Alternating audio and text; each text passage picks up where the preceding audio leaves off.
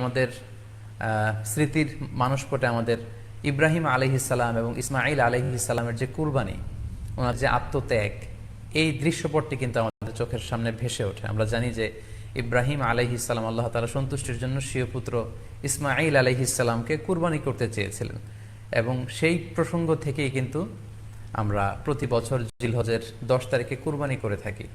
এবং এই দৃশ্যটি আল্লাহ তাআলার কাছে এতই ভালো লেগেছিল, এই আত্মত্যাগের দৃশ্যকে আল্লাহ তাআলা স্মরণীয় করে রাখবার জন্য কিয়ামত পর্যন্ত সব বিশ্বাসীদের জন্য এই জিলহজের একই টাইমে, জিলহজের 10 তারিখে কুরবানি করাটাকে আল্লাহ তাআলা আমাদের উপর অবধারিত করে দিয়েছেন।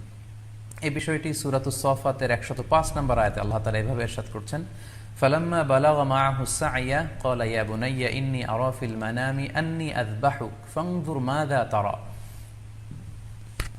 অর্থাৎ ইসমাঈল আলাইহিস সালাম যখন একটু বড় হলেন, বাবার সাথে হাঁটতে পারেন, দৌড়াদৌড়ি করতে পারেন, ঠিক তখন ইব্রাহিম আলাইহিস সালাম স্বপ্নে দেখলেন যে তিনি ইসমাঈল আলাইহিস সালামকে কুরবানি করছেন, এবং স্বপ্ন দেখেই তিনি সরাসরি ছেলের সাথে কনসালটেশনে গেলেন, পরামর্শ করলেন যে বাবা, আমি তো স্বপ্নে দেখেছি যে আমি তোমাকে কুরবানি করছি, ফানজুর মাযা তারা, what do you think about it, what's your opinion about it, তোমার মতামত কি সেটা তুমি আমাকে বলো।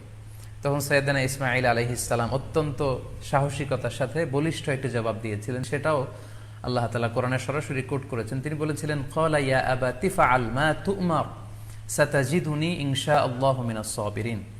অর্থাৎ, হে আমার সম্মানিত পিতা, আপনি যেমনটি স্বপ্নে দেখেছেন, আল্লাহ তাআলা আপনাকে যেমন আদেশ করেছে আপনি ঠিক তেমনটিই করুন, আপনি ভয় পাবেন না, ইনশাআল্লাহ আপনি আমাকে ধৈর্যশীলদের অন্তর্ভুক্ত পাবেন। একটু কি কল্পনা করা যায় যে সাইয়েদনা ইসমাঈল আলাইহিস সালাম ছোট্ট শিশু, তিনি যখন শুনলেন যে বাবা তাকে কুরবানি করবে, জবাই করবে, তার প্রত্যুত্তরে তিনি বলেছিলেন, বাবা, আমি ভয় পাচ্ছি না, আমি আপনাকে নিয়ে চিন্তিত, আপনি ভয় পাবেন না, বরং আপনি যা আদিষ্ট হয়েছেন আপনি তাই করেন। কারণ নবীরা যখন স্বপ্নে কিছু দেখে, সেটা সাধারণ মানুষের মতো স্বপ্ন নয়, সেটা ওহী, সেটা আল্লাহর পক্ষ থেকে আদেশ। তো আপনি আমাকে ধৈর্যশীল পাবেন, আপনি ভয় পাবেন না। সাইয়েদনা ইব্রাহিম আলাইহিস সালাম ইসমাঈল আলাইহিস সালামকে কুরবানি করতে শুরু করলেন, জবাই করতে শুরু করলেন।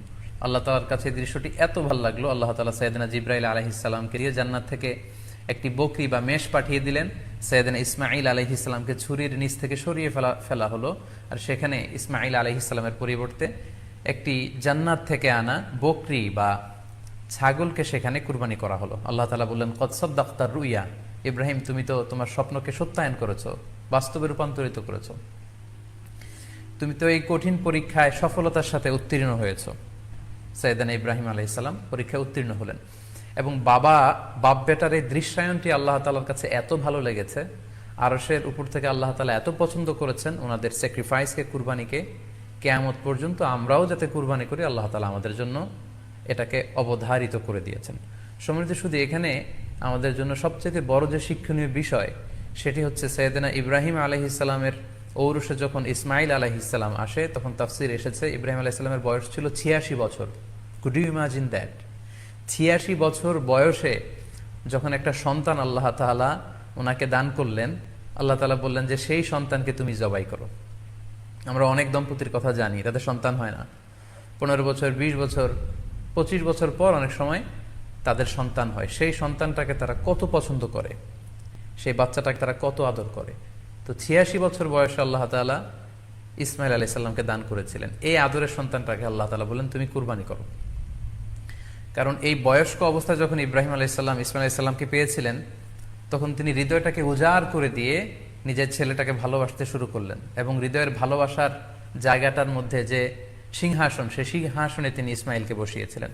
আল্লাহ তাআলা চেয়েছিলেন যে ইসমাঈলকে সেখান থেকে সরিয়ে ওই ভালোবাসার সিংহাসনের জায়গাটাতে তুমি যেন আল্লাহ তাআলাকে স্থান দাও, এবং সেই পরীক্ষাটাই তিনি বেসিক্যালি সাইয়েদনা ইব্রাহিম আলাইহিস সালামের কাছ থেকে করেছিলেন, এবং সেই পরীক্ষায় সাইয়েদনা ইব্রাহিম আলাইহিস সালাম সফলতার সাথে উত্তীর্ণ হয়েছিলেন।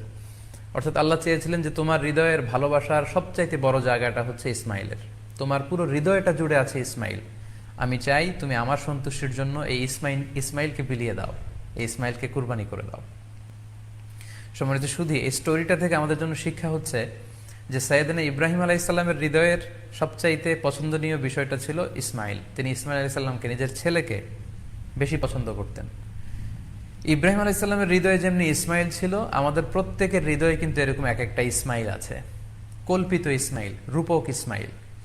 আমাদের কারো হৃদয়ের ইসমাইল হচ্ছে আমাদের টাকা পয়সা, আমাদের কারো হৃদয়ের ইসমাইল হচ্ছে আমার ব্যাংক ব্যালেন্স, আমাদের কারো হৃদয়ের ইসমাইল হচ্ছে আমার দামি গাড়ি, আমাদের কারো হৃদয়ের ইসমাইল হচ্ছে আমার দামি গাড়ি, আমাদের কারো হৃদয়ের ইসমাইল হচ্ছে আমাদের যশ খ্যাতি, আমাদের ক্ষমতা প্রতিপত্তি। এগুলো আল্লাহ তাআলা চান আমাদের প্রত্যেকের যার যার হৃদয়ের ইসমাইল যেটা, সেটাকে আমরা আল্লাহ তাআলার সন্তুষ্টির জন্য উৎসর্গ করতে পারবো কিনা, আল্লাহ তাআলার খুশির জন্য সেরেফ শুধুমাত্র আল্লাহ তাআলার জন্য আমার হৃদয়ের ইসমাইলটাকে আমি স্যাক্রিফাইস করতে পারবো কিনা। এই শিক্ষাটা দেওয়ার জন্যই বেসিক্যালি আল্লাহ তাআলা এই কুরবানিকে আমাদের জন্য প্রেসক্রাইব করেছেন।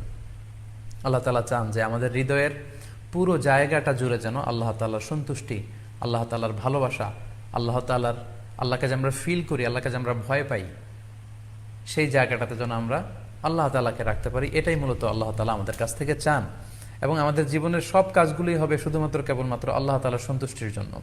এজন্য বিশ্বনবী সাল্লাল্লাহু আলাইহি ওয়াসাল্লামকে কিন্তু আল্লাহ রাব্বুল আলামিন শিখিয়ে দিয়েছেন যে কুল ইন্না সলাতি ওয়া নুসুকি ওয়া মাহইয়ায়া ওয়া মামাতি লিল্লাহি রাব্বিল আলামিন। হে নবী, আপনি বলুন যে আমার নামাজ, আমার কুরবানি, আমার জীবন, আমার মরণ সবটাই তো আল্লাহর জন্য। তাই আমাদের হৃদয়ে যদি আমরা আল্লাহকে স্থান দিতে পারি, আমাদের সব কিছু, সাইয়েদনা ইব্রাহিম আলাইহিস সালাম যেমনি নিজের প্রিয় পুত্র সন্তানকে কুরবানি করেছিলেন, ঠিক তেমনিভাবে আমাদের হৃদয়ের ইসমাইলটাকেও যদি আমরা আল্লাহর সন্তুষ্টির জন্য স্যাক্রিফাইস করতে পারি, কুরবানি করতে পারি, তাহলেই কিন্তু এই কুরবানির শিক্ষাটা আমাদের জন্য বাস্তবায়িত হবে বা সফল হবে। এবং এই শিক্ষাটা দেওয়ার জন্য আল্লাহ তাআলা এই কুরবানির বিধানকে আমাদের জন্য জারি করেছেন, যে আমাদের হৃদয়ে শুধু আল্লাহ তাআলার ভয় থাকবে। এবং এই যে আমরা কুরবানি করবে, কুরবানির রক্ত, গোশত, চামড়া কোনোটাই কিন্তু আল্লাহ তাআলার কাছে পৌঁছে না, পৌঁছে হচ্ছে আমাদের হৃদয়ের ভয়, তাকওয়াটা আল্লাহ তাআলার কাছে পৌঁছে। সূরাতুল হাজ্জের 37 নম্বর আয়াতে আল্লাহ বলছেন, লা ইয়ানালাল্লাহা লুহুমুহা ওয়ালা দিমাউহা ওয়ালাকি ইয়ানালুহুত তাকওয়া মিনকুম। এই কুরবানির রক্ত, কুরবানির গোশত, এগুলো তো আল্লাহর কাছে পৌঁছে না, আল্লাহর কাছে পৌঁছে হচ্ছে তোমাদের তাকওয়া। আমরা কতটা ইখলাসের সাথে, কতটা আন্তরিকতার সাথে, কতটা আনুগত্যের সাথে আমাদের সম্পদ, আমাদের নিজেদেরকে আমরা আল্লাহর কাছে সোপর্দ করতে পেরেছি, আমরা কতটা আল্লাহর সমর্পিত বান্দা হতে পেরেছি, এটাই হচ্ছে এই কুরবানির শিক্ষা, যেটা সাইয়েদনা ইব্রাহিম আলাইহিস সালাম গোটা বিশ্ববাসীর জন্য নিদর্শন এই ঘটনার মধ্য দিয়ে কিন্তু আমাদের জন্য রেখে গিয়েছেন। তাই আমরা এই কুরবানির মধ্য দিয়ে এটা যেন ফিল করি যে আমাদের সবটুকুন আমরা আল্লাহর জন্য বিলিয়ে দিতে প্রস্তুত আছি। সম্মানিত, শুধু এই কুরবানির দিনে ইয়াউমুন নাহারে বা 10 জিলহজে আমরা যে কুরবানি উদযাপন করবো, ঈদুল আজহা উদযাপন করব, এই দিনের সবচাইতে প্রিয় আমল হচ্ছে আল্লাহ তাআলার কাছে পশু জবাই করে, যেটা আমরা বলেছি ইব্রাহিম আলাইহিস সালামের সেই ঘটনার, সেই দৃশ্যায়নের পুনরাবৃত্তি। আল্লাহ তাআলা সেটা দেখতে চান, আমরা পশু জবাই করে রক্ত প্রবাহিত করে দেয়া, এটা আল্লাহ তাআলার কাছে খুবই পছন্দনীয়। সুনানে তিরমিজিতে এসেছে, আয়েশা রাদিয়াল্লাহু তাআলা আনহা থেকে বর্ণিত, তিনি বলেন, আন্না রাসূলুল্লাহ সাল্লাল্লাহু আলাইহি ওয়াসাল্লাম ক্বাল, আল্লাহ রাসূল সাল্লাল্লাহু আলাইহি ওয়াসাল্লাম বলেছেন, মা আমিলা আদামিয়ুন মিন আমালিন ইয়াউমান নাহার আহাব্বা ইলাল্লাহি মিন ইহরাকিদ দাম। অর্থাৎ ইয়াউমুন নাহারে 10 জিলহজে পশু কুরবানি দিয়ে সে পশুর রক্ত প্রবাহিত করে দেওয়ার চেয়ে শ্রেষ্ঠ কোনো আমল আর আল্লাহর কাছে হতে পারে না, এর চেয়ে কোনো প্রিয় আমল আল্লাহর কাছে নেই। তার মানে কুরবানির দিনে সবচাইতে প্রিয় আমল, আল্লাহর কাছে পছন্দনীয় আমল হচ্ছে কুরবানি করা। তাই আমাদের যাদের সাধ্য আছে আমরা যেন বেশি বেশি কুরবানি করি। সম্মানিত, শুধু আমরা জানি যে এই কুরবানিকে আল্লাহ তাআলা আমাদের উপর আবশ্যক করেছেন। কুরবানির হুকুম সম্পর্কে যদি বলি তাহলে বলবো যে এটা ওয়াজিব হানাফি স্কুল অফ থট অনুযায়ী, কিন্তু অন্যান্য মাযহাবে এটাকে সুন্নাতে মুআক্কাদা বলা হয়েছে। মেজরিটি স্কলাররা, জুমহুরুল ফুকাহা, ইমাম শাফিঈ, আহমদ এবং ইমাম মালিকদের মতে, তাদের মতে এটা হচ্ছে সুন্নাতে মুআক্কাদা। কিন্তু হানাফি মাযহাবে এই কুরবানি করা হচ্ছে ওয়াজিব। যেহেতু আমরা, আমাদের বাংলাদেশে বেশিরভাগই হচ্ছে হানাফি মাযহাবের অনুসারী, সো এটা কিন্তু আমাদের জন্য অবধারিত। যাদেরকে আল্লাহ তাআলা সম্পদ দিয়েছেন, টাকা পয়সার মালিক বানিয়েছেন, স্বাবলম্বী করেছেন, আমাদের প্রত্যেকের উপর কিন্তু এই কোরবানি করাটা ওয়াজিব। যেহেতু কুরবানি একেবারে আমাদের সন্নিকটে, সো এই কুরবানি নিয়ে আমাদের মধ্যে অনেক ধরনের প্রশ্ন রয়েছে। জানতে চাওয়া হয়েছে 7 ভাগে কুরবানি করা যাবে কিনা। এই ধরনের প্রশ্ন কিন্তু আমরা আগে শুনতাম না। রিসেন্টলি কিছু কিছু স্কলারদের আলোচনা বা এতে করে লোকজন হয়তো বিভ্রান্তিতে ভোগেন কিংবা একটা ধোঁয়াশা তৈরি হয়, ফলে এই প্রশ্নটি করা হচ্ছে। আমরা আবহমান কাল থেকে আমাদের প্রিয় মাতৃভূমি বাংলাদেশে হয়তো ছাগল কুরবানি দিয়েছি অথবা গরু কুরবানি দিয়েছি সর্বোচ্চ 7 ভাগে।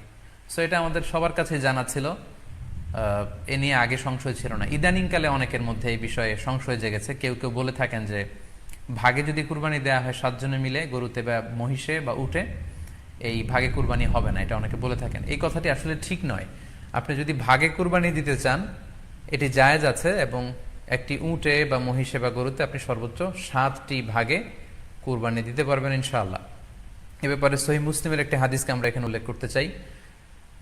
সাইয়েদনা জাবের রাদিয়াল্লাহু তাআলা আনহু থেকে বর্ণিত, তিনি বলেন, ক্বালা হাজাজনা মা রাসূলিল্লাহি সাল্লাল্লাহু আলাইহি ওয়াসাল্লাম, আমরা আল্লাহ রাসূল সাল্লাল্লাহু আলাইহি ওয়াসাল্লামের সাথে হজ করেছি। ফানাহারনাল বাঈরা আন সাবআ, সেখানে আমরা উট কুরবানি দিয়েছি 7 জনের পক্ষ থেকে। ওয়াল বাকারাতা আন সাবআ, আর আমরা সেখানে গরু কুরবানি দিয়েছি 7 জনের পক্ষ থেকে। খুব সুস্পষ্ট, একটি উটে ওনারা 7 জন অংশগ্রহণ করতেন, একটি গরুতে 7 জন অংশগ্রহণ করতেন। তো এই হাদিসের আলোকে অনেকে বলে থাকেন যে এটি হজের সময়, সফরের সময়, কিন্তু মুকিম অবস্থায় 7 ভাগে দেয়া যায় না। আসলে এই কথাটিও ঠিক নয়, কারণ সুনানে আবু দাউদের আরেকটি হাদিসে এসেছে যেখানে আল্লাহ রাসূল সাল্লাল্লাহু আলাইহি ওয়াসাল্লাম সুস্পষ্ট বলেছেন, সেখানে হজ বা কোনো সফরের উল্লেখ নেই। সেটা হচ্ছে জেনারেল স্টেটমেন্ট, অর্থাৎ আল বাকারাতু আন সাবআ, গরুতে সর্বোচ্চ 7 অংশ দিয়ে কুরবানি দেয়া যায়।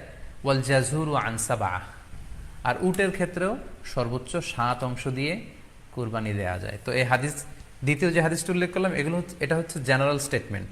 সেখানে সফর মুকিম কোনো কথা বলা হয়নি। ইন জেনারেলি বলা হয়েছে যে উটে 7 ভাগ দেয়া যায়, গরুতে 7 ভাগ দেয়া যায়। সো আমরা যারা ভাগে কুরবানি দিচ্ছি 7 জন মিলে একটি গরু, আপনারা নিঃসন্দেহে সানন্দ চিত্তে নিশ্চিন্তে কুরবানি দিতে পারেন। সহিহ হাদিসের আলোকে এটি সাব্যস্ত, এতে কোনো সমস্যা নেই ইনশাল্লাহ। তবে ভাগে কুরবানিতে কিংবা যৌথ কুরবানিতে কয়েকটি বিষয় আমাদেরকে খেয়াল রাখতে হবে। নাম্বার 1 হচ্ছে নিয়ত। আপনাদের ইন্টেনশনটা ক্লিয়ার হতে হবে। প্রত্যেকেরই যাতে একই ইন্টেনশন থাকে, সবারই যাতে ইন্টেনশন থাকে যে শুধুমাত্র আল্লাহ তাআলার সন্তুষ্টির জন্য আমরা এই কুরবানি দিচ্ছি। এখানে কয়েকজনের যদি ইন্টেনশন থাকে যে আল্লাহর সন্তুষ্টি, অন্যজনের যদি নিয়তে ঝামেলা থাকে, তাহলে কিন্তু কুরবানিটা প্রশ্নবিদ্ধ হয়ে যাচ্ছে। কারণ ইন্নামাল আমালু বিন্নিয়াত, ইয়ানি ইন্নামা সাওয়াবুল আমালি বিন্নিয়াত, সমস্ত কাজের প্রতিদান দেয়া হবে আপনার ইন্টেনশন বা নিয়তের উপর ভিত্তি করে। সো এজন্য যারা খুব বেশি মুখলেস, খুব বেশি মুত্তাকি, তারা অনেক সময় যৌথ কুরবানি দিতে চান না। তাদের সামর্থ্য না থাকলে ছোট একটা ছাগল দিয়ে তারা একাকি কুরবানি দিতে চান। এটা safe, he want to be in the safer side. কারণ যৌথ কুরবানি দিতে দিতে যে কার মনে কি চিন্তা, কার মনে কি নিয়ত, আমরা কিন্তু কিছু জানি না। সো যদি যৌথ কুরবানি দেন, কুরবানির আগে সবাইকে এটা কনসার্ন করে দেওয়া, রিমাইন্ডার দেওয়া যে ভাই আমাদের কুরবানিটা হবে শুধুমাত্র কেবলমাত্র আল্লাহ তাআলা সন্তুষ্টির জন্য, অন্য কোনো নিয়তের জন্য না থাকে, তাহলে কিন্তু আমাদের কুরবানি বরবাদ হয়ে যাবে। এটা হচ্ছে প্রথম কনসার্ন। 2 নম্বর কনসার্ন হচ্ছে হালাল উপার্জন দিয়ে কুরবানি হতে হবে। যৌথ কুরবানিতে কেউ কেউ যদি এমন থাকে যাদের উপার্জন হালাল না, সেই কুরবানি কিন্তু আল্লাহ তাআলার দরবারে কবুল হবে না। সো এটা খুব গুরুত্বপূর্ণ একটা বিষয়। আরেকটা হচ্ছে লৌকিকতা। লৌকিকতা যদি থাকে তাহলেও কুরবানি কবুল হবে না। যৌথ কুরবানিতে কারো যদি এটা থাকে যে আমার গরুটা সবচেয়ে বড়, আমাদের গরুটা এলাকার সবচেয়ে বড় গরু, এবং সবাইকে বলে বেড়াচ্ছে যে এইবারের গরুটা সবচেয়ে বড় হয়েছে, আমার চেয়ে বড় গরু কেউ দিতে পারে না এই এলাকায়। তো এই জাতীয় যদি লৌকিকতা প্রবণতা কারোর মধ্যে থাকে, তাহলেও কিন্তু তার কুরবানি কবুল হবে না। সো যৌথ কুরবানি যদি আপনারা দিতে চান, এই বিষয়গুলো আমাদেরকে খেয়াল রাখতে হবে।